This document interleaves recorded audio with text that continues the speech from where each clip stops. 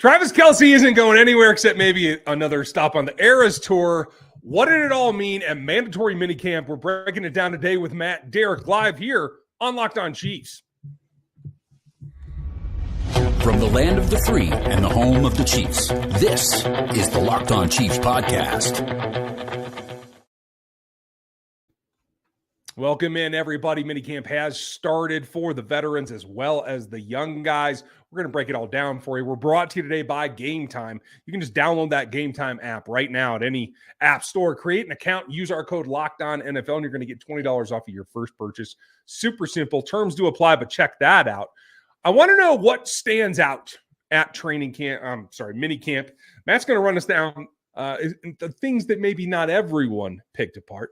Specifically the young defenders. That'll come up in the next segment and what's going on with the evolution on the defensive side. There was such a surprise last season. But we have to start top, bottom, and probably front and center is always going to be Travis Kelce, especially the older he gets, the more limelight he gets.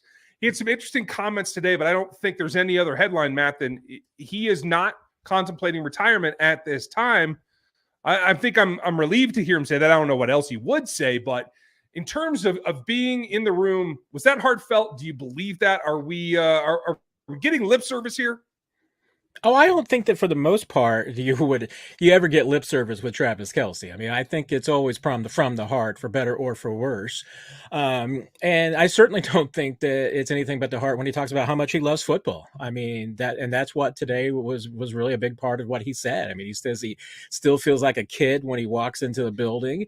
Even if he's 35, going on 36 at the end of this contract that if he signed through 2025. So, and today was at least a pretty clear indication that he's at least planning on playing that long, if not longer.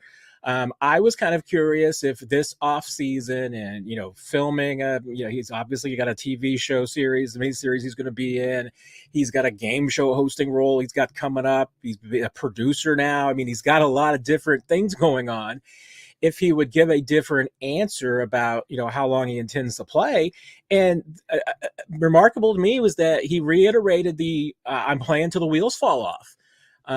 So yeah, I mean, when Travis says something like that, that to me tells me, I think he's planning on playing beyond 25. I don't think that's it. Now, maybe circumstances change. Maybe an opportunity does change along the way. And he definitely talks more about understanding that the end is near. I mean, that was something that wasn't in his vocabulary a couple of years ago. But now he understands that he doesn't have a whole lot of football left, but he's talking about trying to savor every last ounce of it. And I think that probably watching, Jason go through it, there could be other factors that impact it. But what I saw from Travis today was a guy that still loves football. It's still his number one priority. I mean, he absolutely made that clear. And as long as he's healthy and continues to go, I mean, I think he wants to continue, like I said, even beyond this current contract that's got him through with the Chiefs through 2025.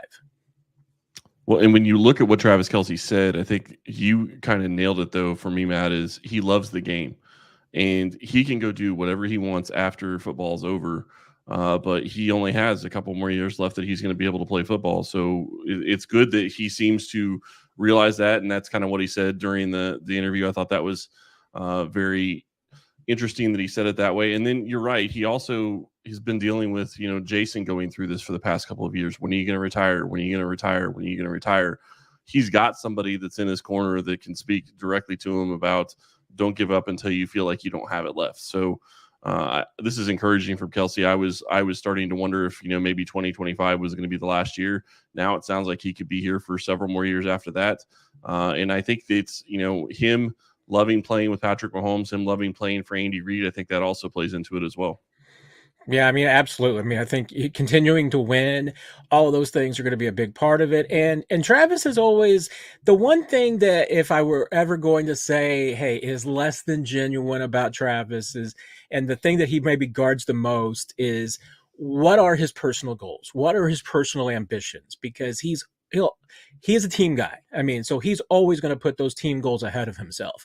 What he's held pretty close to the vest, though, and has never really shared with any of us, has been how much do the long-term records mean something? when we've asked him about records before, a lot of times, I mean, he always just dismisses them. I mean, he's like, that's something for me to worry about when I'm retired and I can look back on and everything. He doesn't really worry about that, says he doesn't worry about those records now. And, game records, individual records, I buy that. When it comes to touchdown catches in a game by a tight end, or receiving yards in a season, or catches by a tight end in a season, I believe that. I mean, I do think that, he's more concerned about Super Bowls than those individual honors. But I wonder, does catching Tony Gonzalez mean something more to him than those other records? Does the longevity, the career marks mean something more to him? So that's one he's held pretty close to the vest. And that's why I don't know if that's going to mean something, because if I'm Travis Kelce, I mean, what's his definition of the wheels falling off? I mean, is it a 500-yard season? Is it a 200-yard season? I mean, he's the only one that knows that for sure. He hasn't told us yet. Hey, if he wants to catch Tony Gonzalez, then he might have to play until the wheels fall off to get there. Well, and it's different for every person. It's that sign on the rear view or the side mirror, right? Objects in distance appear farther away than they actually are. Part of that is going to be what comes next. And folks, if you don't know us, we've been doing this show for going on 8 years now. Matt's been a part of it for a very long time as our most recurring guest. You can find him at ChiefsDigest.com, as well as Chiefs Digest here on YouTube. You can find Chris at KCChiefsCorner.com, as well as just Chiefs Corner on Substack. I'm Ryan Tracy, founder of Rogue Analytics and Performance Consulting, NFL33.com. It's where my league-wide stuff goes in RGR football. So just want to get that in. You locos, appreciate you guys. The text line's open at 816-357-8781. Before we get to what's next for him is a guy that I think is going to be part and parcel part of the process for when Travis sees maybe this is the end of the road, because I am one that feels like he's going to want to leave the Chiefs in a good place. He had some very kind things to say about Wiley today, a kid who's looking to become at least the third, if not his backup. And I thought the telling thing was that he compared the two of them. Travis Kelce actually said, this kid's way farther along at understanding the offense and being able to see the field in particular than I was as a rookie. And look what happened. That's probably the most telling comment from today, Matt. What did you take from that? Yeah, and I heard him say a couple of times. I mean, they also have a broadcast that they do, since this practice was open to some season ticket holders. So Mitch Holthus and Matt McMullen do a broadcast for those that we get to listen to. And Travis did an interview with that as well. And, and he said the same thing, that, Jared Wiley is light years ahead of where he was as a rookie. Now, we don't get a rookie comparison straight up because Travis didn't have a rookie year. He got wiped out with the surgery. So how good can Jared Wiley be this year? I mean, I think he can be pretty good. And the one thing you mentioned that I think is the important thing to consider, and I think is going to be a big deal for how Wiley gets used and how the Chiefs deploy him, is that he's more Travis Kelce-like than Noah Gray or Irv Smith or anybody else that they've got on the roster, because he's a similar size, similar body type, I don't think I would say similar speed, agility, and certainly not savvy and smarts. He's not there yet. But I think Travis has got a point. I mean, Jared Wiley looks really, really polished and developed as a tight end. I mean, he's got more work to do, and there's so much more he can learn, especially from Travis. But he's pretty polished. So when the Chiefs are talking about, maybe trying to give Travis more snaps off for a change, which, injuries forced them to do that last year, but they didn't really have anybody that they could put in there that could replicate Travis. Noah Gray is a fine tight end of his skill set and his style, but he's a small tight end. I mean, there's no doubt about it. And if you want to do some of the things that Kelce does, especially as a red zone target, it can't just be, you're the smaller, wiry guy that gets some space. You need to be the big body that can push some people around, that can elevate. And we saw that a couple of times in minicamp practice on Tuesday. Jared Wiley's ability to elevate and go get footballs, especially in the red zone. He had a couple of great catches like that. He seems to catch just about anything he gets his hands on.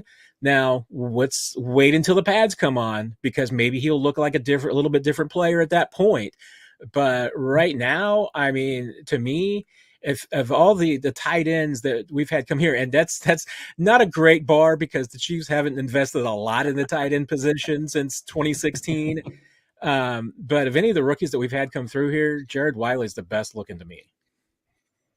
Well, and when you talk body, I think that's yeah, I was just going to say, when you talk body, I think that says a lot. He's close to Travis Kelce, but I think he's also there mind-wise a little bit to an extent. One of the things that makes Travis Kelce so dynamic is he is able to read the defense. He's able to find the open spot. And if Wiley can show that ability, and I'm not expecting him to do it his rookie year or, all the time during his rookie year, but if he can show that ability as he grows over the next couple of seasons, it's going to be really exciting.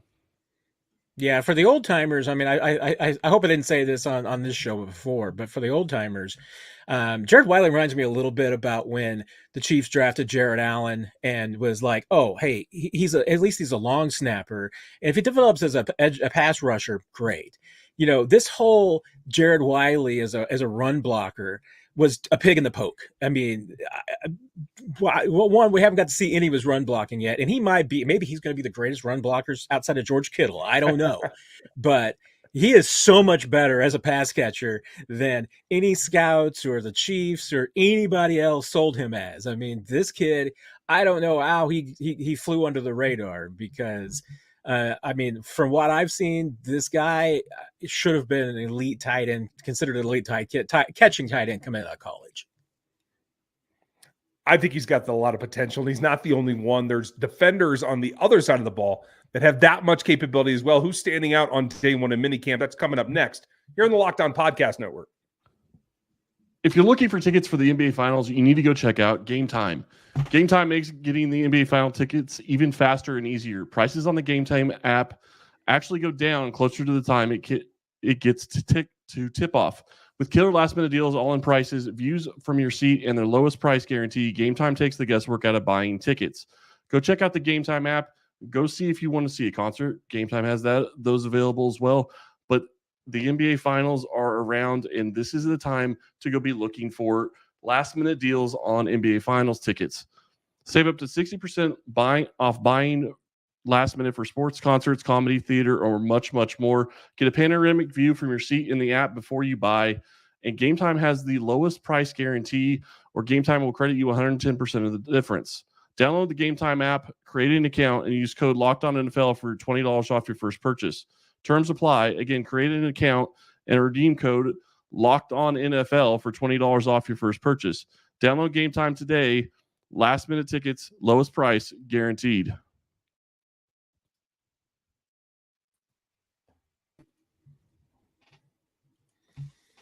There are plenty of things that you want, and 24/7 coverage might be it. So check out the Locked On Sports Today feed here on YouTube and on Amazon Fire TV. If you're tired of the talking heads and shouting on CBS and ESPN, we got you covered. I think you will dig it.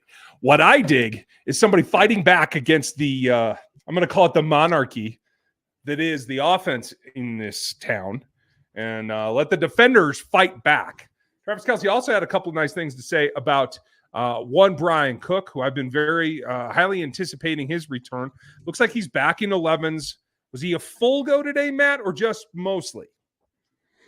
I mean, as close to a full go as I think you can get. I mean, he's back, not only in 11s, but with the ones and the starters, even during installs. I mean, so he looks about as back as could be. Today had an interception off the hands of one Travis Kelce, who had a pass that he bobbled and bounced off his hands, and Cook caught it and took off. I don't know if it would have been a pick six for sure, but he definitely got a return on it. So he's looked great. And the Chiefs were just hoping that maybe he could get on the field by the end of the mini camp. I mean, that was the original goal a few months ago. So the fact that he looks basically all the way back by now, it sets him up incredibly well for training camp to be able to get to knock off a little bit of the rust here, build up a little bit of his endurance. I'm sure that once they do get to St. Joe, they'll probably manage his snaps maybe a little bit because they have been managed a little bit here in this camp. But based on what we saw, at least in day one on Tuesday, I think I would have to say he was a full go. I don't think he looked limited in any way to me. That's encouraging. I think that Cook is going to have a fantastic year, and it's really going to be exciting to have him back there. What other young guys stood out to you defender-wise that you saw on day one? Yeah, I mean, I think that the one obviously that a lot of people have been talking about and continues to show on the defensive side is Shamari Connor. He is going to be playing a very similar role to what he did last year, but obviously even bigger. He was basically filling in when Cook was out and taking a lot of his snaps with the starters, so he got to play a little bit of free safety. Play a little bit of strong too when they moved Justin Reed around, so he's played in the box. Obviously, he looks like he'll be the nickel corner. I mean, unless things dramatically change, he looks like he's going to basically be that guy. A nickel corner doesn't need to be a corner. It can be a safety. It can be different positions. And the Chiefs certainly look like, Connor's going to be it. I mean, there were some times even today, that even if McDuffie was lined up on the same side of the field as him, Connor was still basically the nickel. So I think you're still going to see him playing a lot in the slot, but you're also going to see, that, and to me, I think that the better comparison, even though it's not completely apples to apples, because, hey, the defense has evolved a little bit, but to me, it's going to be really close to 2019 and what you saw what the Chiefs were able to do with having Tyrann Mathieu and Kendall Fuller on opposite sides of the field and being able to really mirror their defense, not have to switch their defense up based on what the offense was presenting them, because those two guys were interchangeable. I mean, they could really do anything. They could play in the slot. They could play in the box. They could play deep. You've got two guys now in Justin Reed and Shamari Connor that look like the same way. And the Chiefs are definitely dumping a lot on his plate to develop him and get him to grow.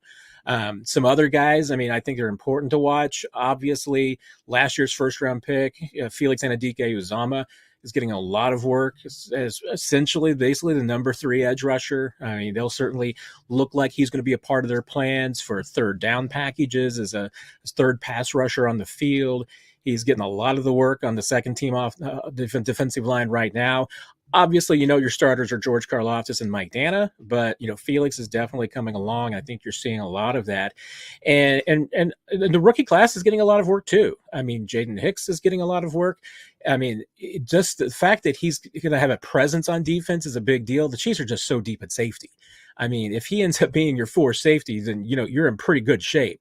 But, Jaden Hicks is there for both now and the future because you don't know the future of Justin Reed. I mean, Jaden Hicks could be a starter as early as next year. You don't know, but he's looked really impressive. Kamal Hadden had a couple of great plays back-to-back today, breaking up passes in the end zone. So he's definitely had some moments, definitely some things to learn. I mean, I don't think he's the finished product by any stretch of the imagination yet. But he's had some really good moments, not only on OTAs, but in the minicamp on Tuesday. I think those guys all stand out to me. I want a little bit more of the off the beaten path. Who grabbed some attention today? I want to get into the minicamp standouts no one's talking about. Coming up next year on the Locked On Podcast Network.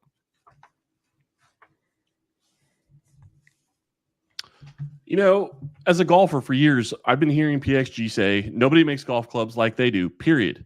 And you know what? They're absolutely right. I actually went in for a fitting and I saw for myself. I went in and I swung the PXG Black Ops driver. It is a total game changer. It is a fantastic driver. You need to go check this out. No matter how good the tools, getting fitted can take your game to a whole new level. And they'll even give you a dozen golf balls free just for doing it. The world-class team of PXG experts will analyze every aspect of your swing with every club and give you feedback in real time on how to improve. This was my favorite part of this experience, getting to go in, started with a 7-iron. They kind of got me a little warmed up. Then I went to the driver, was able to get some tips on my swing. They were able to fit me for a club specifically. It actually gets delivered here in a couple of days. Really excited to go use it. It's going to have a 12-degree loft, and I'm just really looking forward to this driver. It was an amazing experience. The expert was able to tell me exactly what I was doing wrong and adjust my swing, and it really made a big difference. PXG made me a believer. They'll do the same for every golfer in Kansas City. Visit pxg.com/lockedonchiefs to schedule your fitting at PXG Kansas City, 7517 West 119th Street in Overland Park. Get fitted for any club and you'll get a dozen golf balls for free. That's pxg.com/lockedonchiefs to schedule your fitting. pxg.com/lockedonchiefs. Limit 1 dozen golf balls per person. Promotion ends June 30th. Other terms and conditions may apply. See store for details.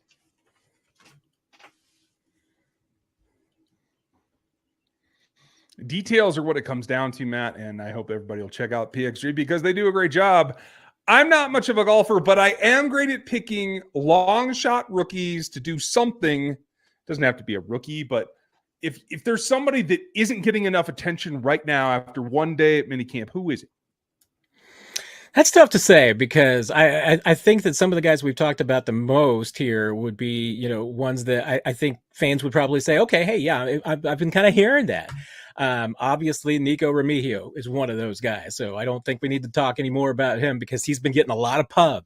Nick Jones is probably in that group too. I mean, Shamari Connor, I talked about. Nick Jones is kind of the next category because he's Nick's pretty much solidified, I think, a spot on this team is, your backup slot corner.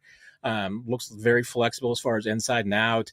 And there's some questions right now. Jalen Watson's been dinged up a little bit, so he hasn't been a full go. So where he kind of fits into that room when then you've got Kamal Hadden and Miles Battle as a corner is really interesting. He's been playing paired up opposite Kamal. So, they're both in kind of the same position, but Miles Battle is a huge guy. So to me, when you're talking about, the corners, that's an interesting name. I mean, I think he's on the outside looking in, but you're talking about a guy who can go to training camp and, fight for a position. I mean, Echo Boydo is obviously, back again. And I think he's been having a really good offseason as well. And you've been hearing his name a lot, especially from the players and the coaches. So that's a guy that I think you'd have to watch. Over on the offensive side, and again, this is a passing camp, so it's really hard to talk a lot about the rookies.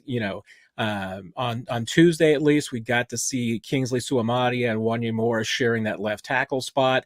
It's what I would expect the training camp is going to start with those two sharing that spot, probably in that order. In the battle for left tackle. Let's see what happens. But, until the pads come on, it's impossible to judge, that offensive line and defensive line situation. The running back spot has been really interesting because, again, who is going to be that third or fourth running back? Deneric Prince has gotten a lot of good looks and definitely looks. I mean, last year, remember, he was so impressive as far as just catching every single thing that came his way.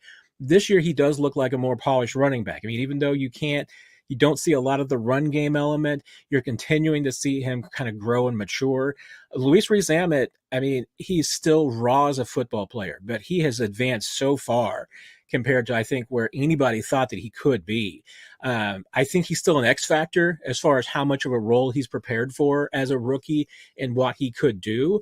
But there's no doubt, I mean, the Chiefs are looking at ways that they could get him on the field, whether it's in special teams or in just, unique offensive situations. So I think you have to consider him as well.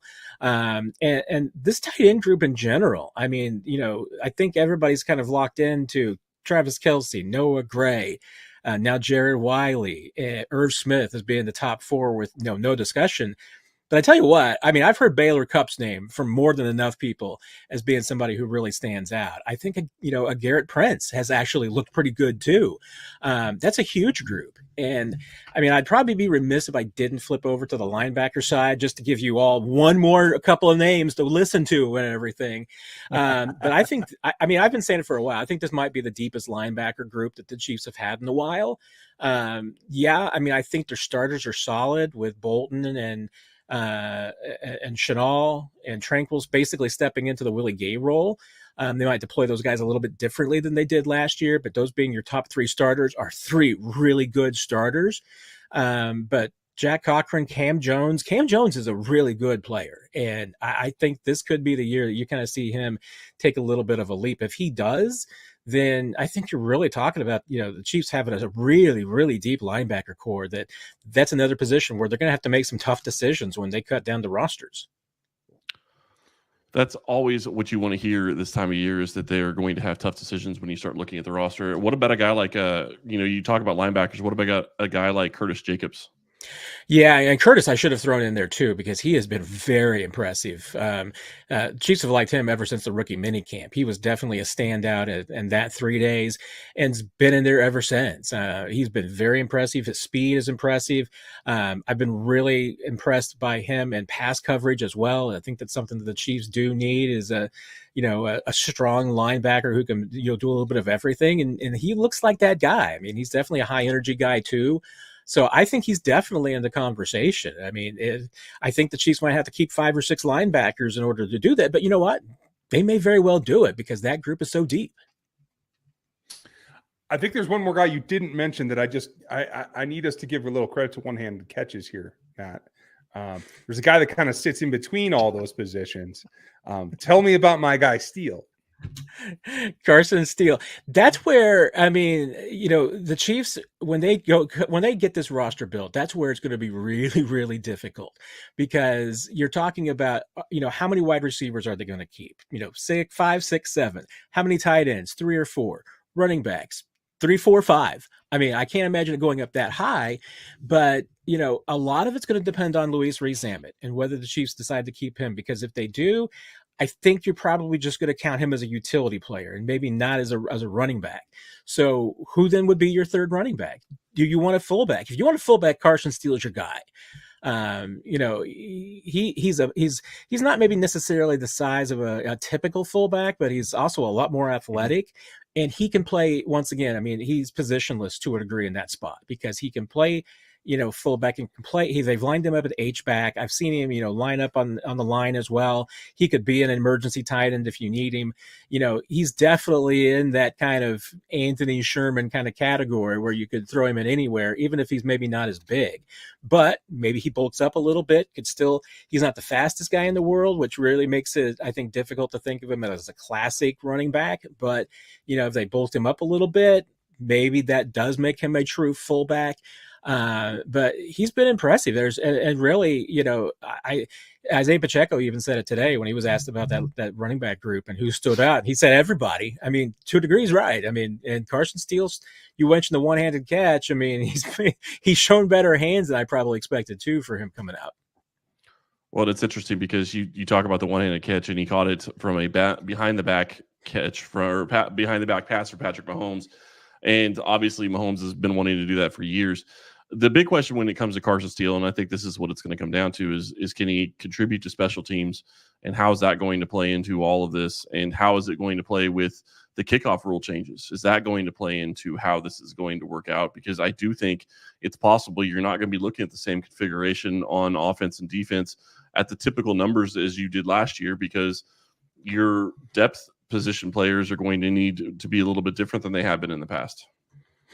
Yeah, they have. And, you know, and with your returners, even on kickoffs, you know, what you decide to go with. I mean, the Chiefs are experimenting in a lot of different ways, whether it's, you know, 2 running backs, a running back and a wide receiver, a defensive back. I mean, you know, they've got a lot of choices that they can put back there. And you're right. I mean, because of the way that this rule is going to be implemented, you know, you really don't have gunners anymore. I mean, you don't have that position on kick team. I mean, it's basically you're looking for tacklers. You're looking for bigger players.